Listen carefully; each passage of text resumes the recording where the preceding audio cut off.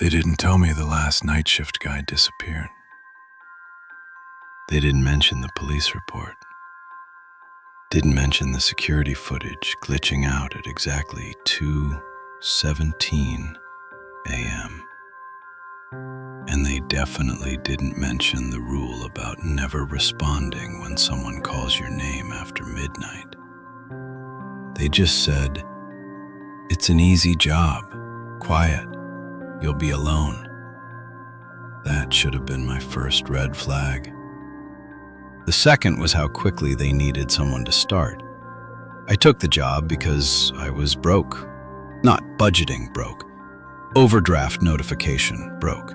The kind where your phone buzzes and you already know it's bad news before you even look. Night security at a small logistics warehouse on the edge of town. Nothing fancy, just pallets, loading docks, and long, empty hallways that smelled like oil, dust, and cold metal. The pay was decent. The hours were awful. Midnight to 6 a.m. When I asked why the position was open, the manager, Doug, paused. Not long, just long enough for my stomach to tighten. Then he smiled and said, "Turnover?" "Yeah, sure." My first shift was on a Monday. Doug handed me a key card, a flashlight, and a clipboard with a checklist that looked older than the building itself.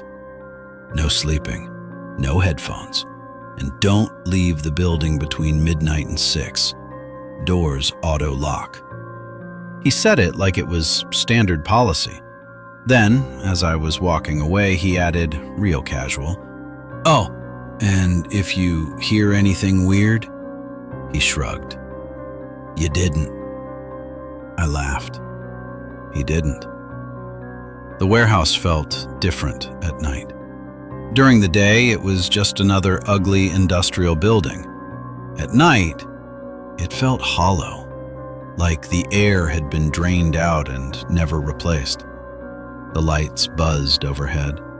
Every footstep echoed longer than it should have. And the security office, this little glass box near Dock 3, felt like sitting in an aquarium.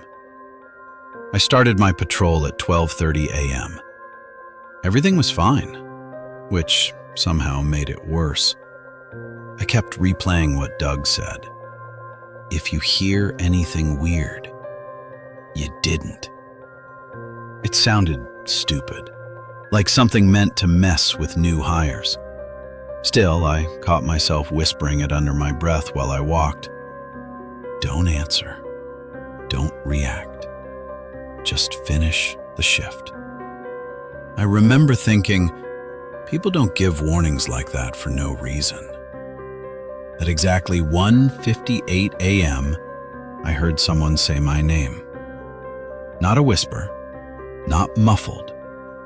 Clear, calm, confident. My name. I stopped walking.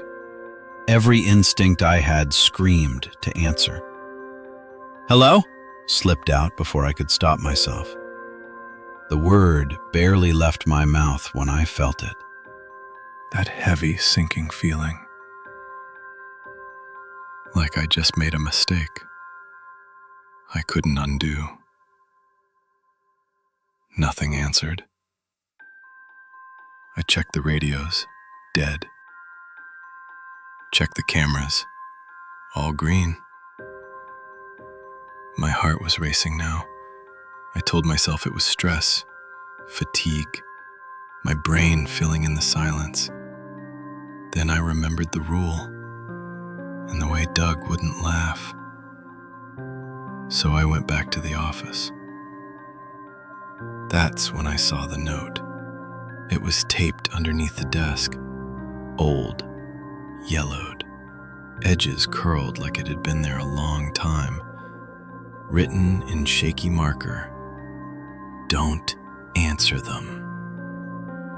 No name, no explanation, just that. My mouth went dry. I checked the employee log.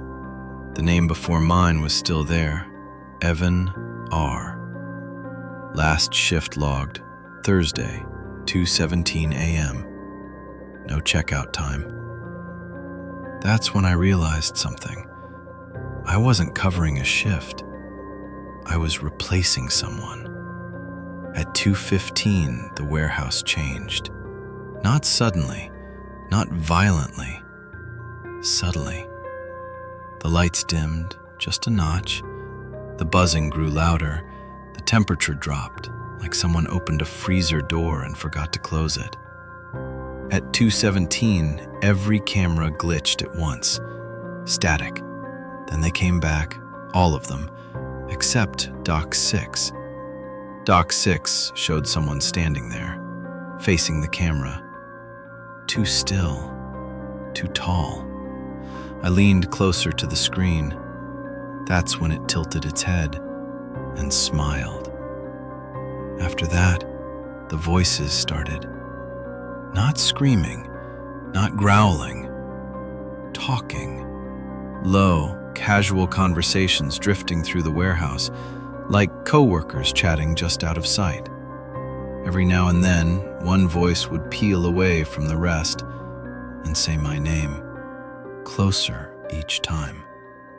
I locked myself in the office, lights off, door locked. At 2:40 a.m., something knocked on the glass. 3 slow taps. I didn't look. The knocking turned into scratching, then into quiet laughter, right outside the door. Around 3 a.m., my phone buzzed. No signal in the warehouse, but I had a message. Unknown number. Evan answered. You don't have to.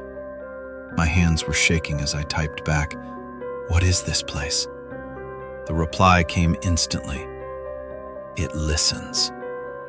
Then, it gets hungry. The office lights flicked on by themselves. The clipboard slid off the desk. Behind me, something breathed, slow, wet, not human. It leaned close to my ear and whispered, "You already said hello." I ran. Keycard, door, alarm, screaming. As I passed Dock 6, I saw the security monitor smashed on the floor, and written on the wall in something dark and sticky, "Next shift." I quit the next day. Doug didn't argue, didn't ask questions, just nodded, like he'd been expecting it. A week later, I checked job listings. The position was back. Same building, same hours, same pay. Different title, overnight facility attendant. Underneath it, in small print, must be comfortable working alone. They still haven't found Evan. But sometimes, when it's late and my phone buzzes at exactly 2:17 a.m., I let it ring. Because I already know what's on the screen. No message. Just my name.